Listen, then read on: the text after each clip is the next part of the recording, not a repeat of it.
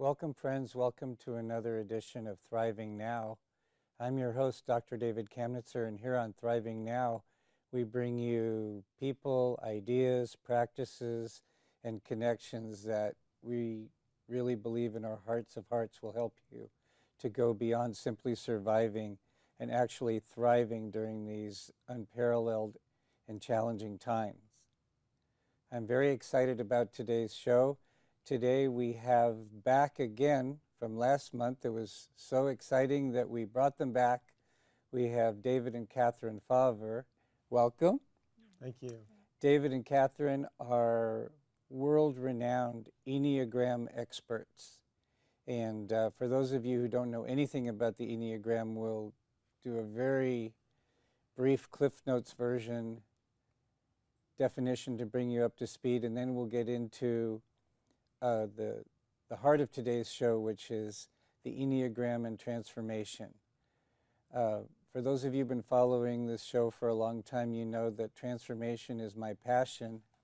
And one of the things in the field of transformation that has been missing, in my opinion, has been a way to help people very precisely get at their blind spots, get at, shall we say, what people don't know they don't know, or the superstitions that they're living. We know in transformation that people do have those superstitions, but how does a person really hone in on exactly those superstitions they're living that are limiting them, that they don't even know are limiting them?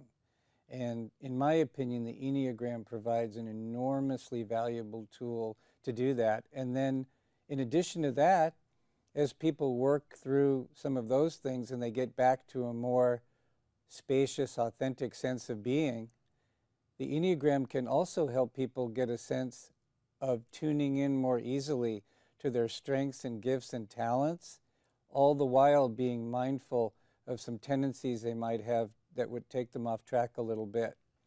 And so with that, let's bring in David and Katherine into the conversation as we dedicate this show to the Enneagram and transformation.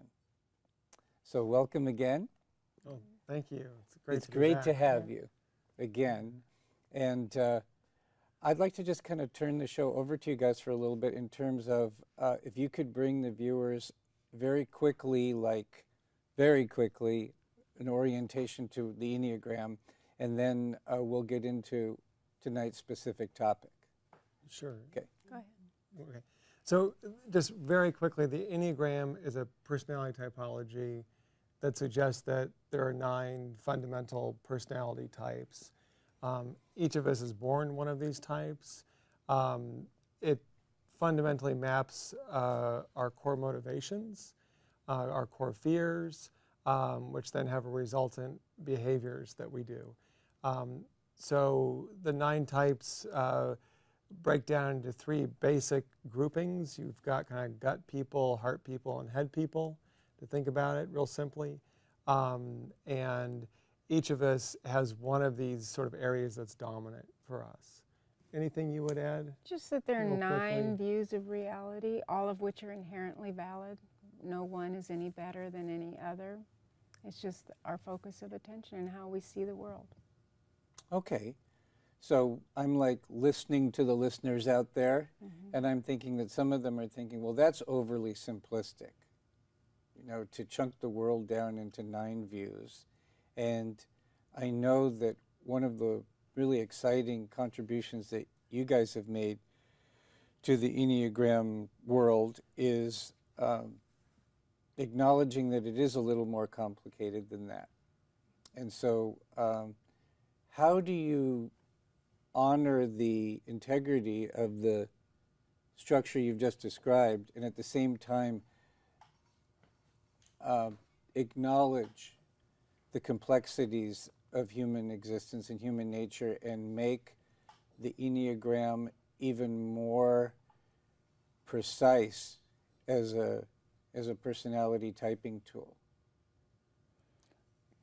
Well, I would say that the Enneagram identifies these 9 views of reality, but within each there are nuances and subtleties that keep unfolding, and that it's a simple and easily understood tool for self-awareness and transformation, but that the dimensions continue to develop over time, and you can never totally understand everything about it, just as you don't ever fully understand everything about the human personality. Is there anything you'd like to add to that? Well, just I think the sense that, you know, the Enneagram at its simplest suggests that we lead with one dominant type, and that alone is transformational, as your show is focused on, for people to realize that. And we work a lot with developing what we call the Tritype, which is looking at how we actually work with 3 types in a preferred order. So that takes us to another level of complexity. The model, what's so nice about the model is we can use it at sort of different levels, or, you know, kind of start people in a simple way, and then as they get that, move them into a more sophisticated, precise way to look at what's going on for themselves. And so depending on, you know, somebody could be looking at the basic level of the 9 types or the more sophisticated distinctions, but what I'm hearing you say, and it's true in my journey with the Enneagram, is that simply becoming aware of and being able to describe in language your type and to see your type in a larger context allows, that in and of itself is transformative. Oh, yeah. That Oh, yeah, alters your absolutely. relationship to the type. Right. It's like, instead of it being the water you've been swimming in that you don't know you've been swimming in, you're now senior in a way where you can see it. And just in the seeing of it, your relationship to all the potentialities and pitfalls of that type starts spontaneously beginning to shift and have the possibility of healing.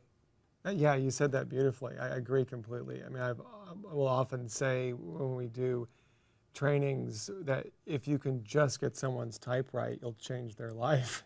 Because if someone's receptive, they can never see themselves the same way again. Because it's sort of like, you know, I love science fiction movies, and in The Matrix, you know, Neo wakes up that he's living in this sort of dream world, which is a sort of an analogy for a lot of spiritual traditions. And when you really get your Enneagram type, you have that kind of aha experience, like that a lot, this large part of you is sort of mechanistic, that's running on automatic, and you took it to be who you were, or that you thought you had, that these were your natural choices. But once you start to realize how automatic it is or habitual, you can start to interrupt that pattern, and that's where the transformation starts to come. And you also, it develops compassion, because you really can start to walk in other people's shoes. I mean, that's the single word for me with the Enneagram. It's probably compassion and transformation. Compassion for yourself and compassion for other people that have a different type. Because you understand why people don't see things the way you do. And they're not withholding information, they're just tracking different data. And so you don't personalize what can seem so personal. I was just going to say, you don't make it all about you. Right. Right. Why don't we do this in order to kind of take these concepts and bring it home for people? Why don't you guys pick a type, one of the 9 types, just whatever one you want to pick, and talk a little bit about that type, specifically focusing on maybe the strengths of that type and some of the potential blind spots of that type. And then once the viewers have a sense of that, then we can go back and apply some of the concepts we've talked about to that type to bring it home. Okay, Sure. Yeah, you want to look at 4, since David and I are both 4s? Sure. Okay. And 4s love the Enneagram. So the strengths of the 4 is often sort of an emotional intuition. They often can be very creative. They're very in touch with their own inner emotional world. They often are very good at relationships, and also often very comfortable with the more darker negative shadow aspects of feelings or emotions. The traps for 4s can be getting caught in their feelings or over-exaggerating their feelings, or feeling special or elite or kind of exempt. The core fear for 4 is of being inadequate or flawed or defective. So that's in the unconscious, and then the ego is trying, the more stressed the ego is, the more it's trying to create a compensation for that, which the 4 can sometimes want to be the special person or the elite person or the person who gets special, is taken care of, or sort of a diva. And that can be kind of the trap for the 4 if they don't realize that they're compensating for this. So with all the types, there's a natural gift and talents that, and then there's also sort of, as you said, there's sort of a trap or a blind spot. And the 4 is also very sensitive, very articulate, able to really name emotional experiences in a way that the other types have to do a little more work Right. to. It's just an intuitive It's like the emotional understanding. unconscious is very available to the 4, for better and for worse. And so we see a lot of, you think of like music, and a lot of the great 4 musicians were sort of the poets or the troubadours, or you think of like Bob Dylan or Joni Mitchell or Paul Simon or Jewel or contemporary. Where they're able to really go in and bring forth, Michael Jackson, a universal internal experience of emotion that everyone can relate to. Great example. And so, as you're talking, I'm like inside going, yeah. I can really relate to it. And the fact that I can view that, and the fact that I can view it without judging myself, and to know that that's just one of many ways of viewing life, that really opens up the kind of transformation and compassion that you were talking about. And the other thing that's interesting is, obviously, we talked about how within a type, within the 4, for example, there's all these potential shades of 4s. That's one of the things I thought about when you were talking. I mean, certainly Joni Mitchell and Michael Jackson have very different flavors of 4. Right. And this can be sort of explained and illuminated in different ways, but especially because of your guys' specialty, it really shows up in what we call the tritypes. Right. So, like, can you give an example? Like, I know Michael Jackson's tritype. I haven't studied Joni Mitchell's tritype, but I would imagine it's very different. So can you talk about, just to give the viewer an example of how we've talked about the 4 and what makes a 4 a 4, Right. but now let's talk about the flip side of that, Sure. the diversity within the 4s, and how that might relate to how you guys would map it. Do you want to? Well, the an instinct, example? too, that there are 3 variations within each type, and whether their primal drive is to focus on food, shelter, clothing, time, energy, and money, that's self-preservation, or whether they would focus on the social hierarchy and who's doing what with whom, and that's the social instinct, or whether the energy is going to the beloved, the one-on-one, and the connection. They were 2 different instincts of 4. Michael Jackson was socially focused, and Joni Mitchell was more the sexual one-to-one, about the other, the relationship to the other, as opposed to the world or multiple others. Right. So there's that There's that dimension piece as well, too. and then there's also this other dimension I mentioned earlier, that in terms of this trinity of head, heart, and gut, even though they're both primarily heart types, they may have different gut and head. Right. So just to even look at like us, right? So I'm a 4, what we call a 4-6-8. So I lead with 4, but in my head center, I seem 6-ish. I'll use 6 strategies, and in my belly center, I'll use 8 strategies. Whereas you're using. But tell the viewers what that means. Yeah. So what it means, it's really simple. We all have a head, a heart, and a gut. Yeah. And so in my heart center, I'm using a 4 style. In my head center, I'm using the sort of the strategies of the style of type 6, which is more to be either really loyal and dutiful or sort of doubting and questioning. And then in my belly center, I'm using the 8 strategies, which is more of holding my own authority or upholding boundaries or being very protective or sort of, the kind of guard dog kind of energy. So for me as a 4-6-8, it makes me a very reactive 4. I have all 3 of those types of the reactives. So a lot of my growth work is in not being so reactive, because every part of me is saying react, react, react. So we call this the truth teller, where, do you want to talk about? Well, yeah, look at it very simplistically. The 4 is focused and has a drive to be unique and original, and the 6 has a drive to have their peers and people that they feel safe with. 2 different drives. And then the 8 in the belly center has the drive for autonomy and to be in charge and master and commander of their own life. So you have 3 types that kind of come together in a way that creates this 3rd piece, which is the truth teller that he's talking about, which is to call off the truth of each center of intelligence, whereas yours are very different. So before we get into mine, how does knowing all that, other than the fact that it's interesting, how has knowing that sort of at the level and depth that you know that, how has that helped you? How do you work with that knowledge in a way so that it's not just an interesting conceptual piece of information? How do you live with that and work with that so that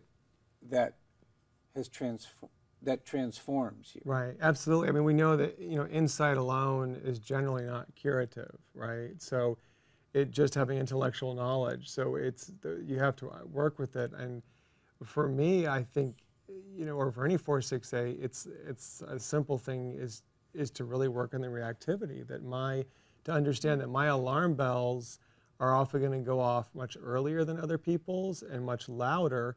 And most of the time I'm on to something that other people aren't seeing yet. And then the work is, how do I bring that truth in a way that other people can integrate it?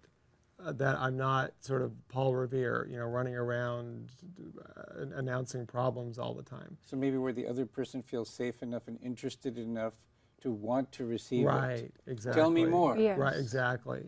Thank you for being here. Tell right, me more. Right, exactly. So that's part of it, and also. Or the boy who cried wolf. Right. It's about developing temperance and being able to know when the right moment is. Right. That it's not always that you have the message, but whether or not someone can receive it. And also, I think there's a lot of issues for surrender with that combination, because there's a lot that I will see in life that is very problematic, or I'll see kind of that the emperor isn't wearing any clothes, but a lot of the time you can't do anything about it. So a lot of the transformative work is to work with my ego so that I can go to a place of surrender, or that there's some higher order to this, and not be fighting against everything all the time.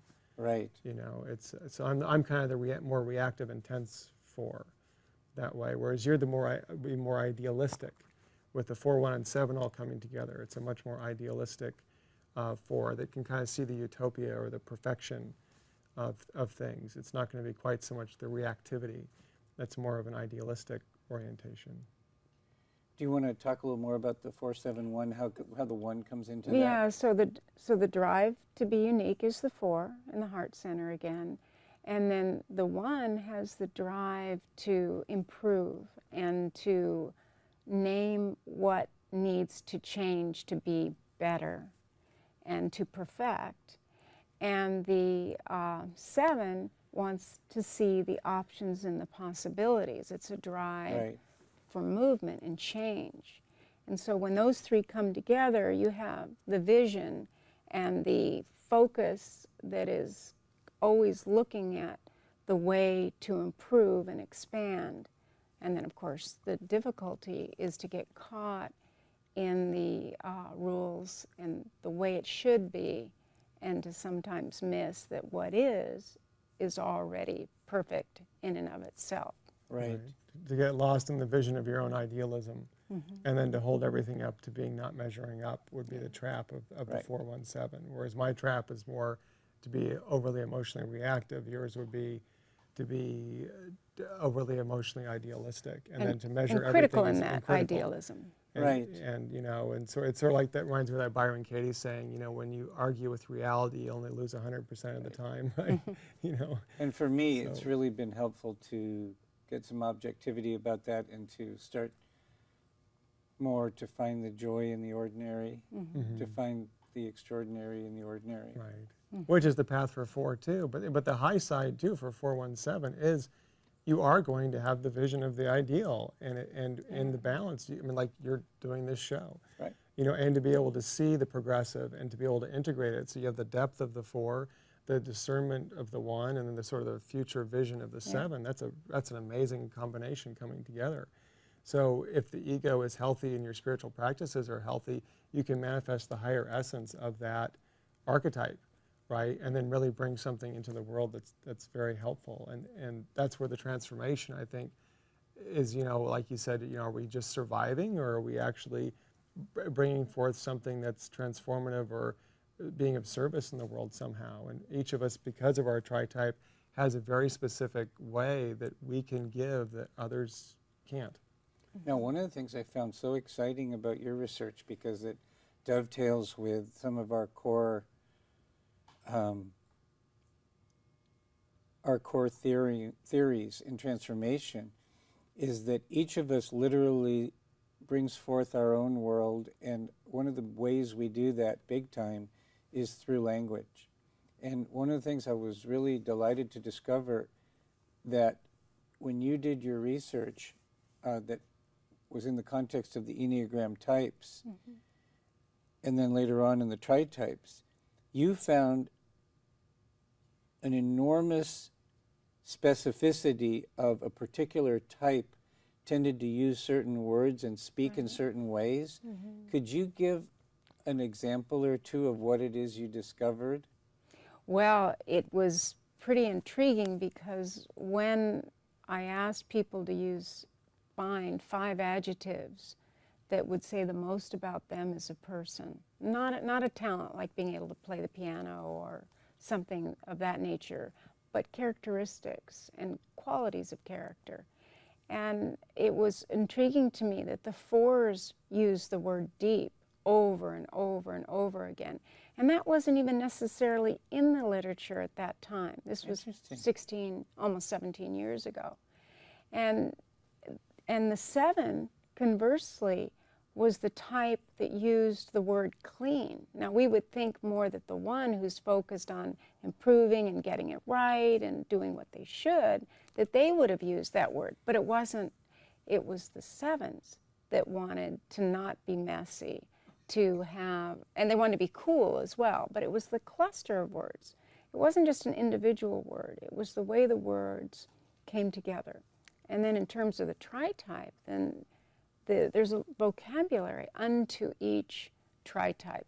And that's really going to have a lot to do with our focus of attention, what we want to do in the world, our sense of purpose, what's going to make us happy, where we're going to naturally be able to make contributions that others might struggle with, that would be easy. You know, one application I see of this is that if you wanted to help people increase their compassion for all different types, you could have them have more variety in their vocabulary and almost try on different worlds by consciously changing their languaging. Yeah, that would definitely be a fun exercise to do with people. You know, we definitely create the world with our thoughts and by our language. And it was this astounding discovery that Katherine made to see that each type actually speaks in its own identifiable lexicon pattern. And it doesn't matter, you know, gender or education, et cetera. So, which points also to that the Enneagram is pointing to something neurological or genetic, most likely. Well, this is so exciting. I mean, the 7 in me is just tripping out on all sorts of different possibilities for applications and research. We've got a couple minutes left. Maybe you could talk about kind of what's on the cutting edge for you guys in terms of your research and in general sort of your take on where you see the Enneagram going over the next period of time? Well, we see that lexicon as a incredible tool for transformation, not just to try on, but to translate with others. So I find that I will tend to use as an aid, I'm focused on challenge and taking charge, and I'll use it too much, and it may not be as helpful. So if I understand that someone's a 4, I can help them see ways to be compassionate through their depth, through their originality, through their uniqueness, as opposed language that I would want to use. Right, so your flexibility, you're being tuned in, and then your flexibility in your language behavior helps you to connect with people more deeply, helps them see more things. And to create a bridge. Right, absolutely. Right. I mean, you can speak someone's language. I mean, I think, with the Enneagram in terms of where it's going, Katherine and I are kind of second or third generation teachers, and we have the benefit of a very large body of empirical research that has allowed us to bring a lot of extra precision and specificity to the way it's used. And I think that's what we'll see overall. So in general, what we're seeing is the Enneagram is now internationally used at all levels of the. Great. So Well, I'm getting a signal that we have about 30 seconds left. All right. Yeah. But I hope this conversation will be useful in contributing to the unfoldment of the Enneagram and its accessibility and value to people. And thanks for coming back. Yeah, thank you, David. And for those of you out there, thank you so much for joining us. And when the credits roll, you'll see contact information for David and Katherine, and how to learn more about their work. And my contact information will be there as well. So thanks for tuning in again. And until next time, my heartfelt prayer is for you to continue to be thriving now. So we'll close with love and peace. Bye for now.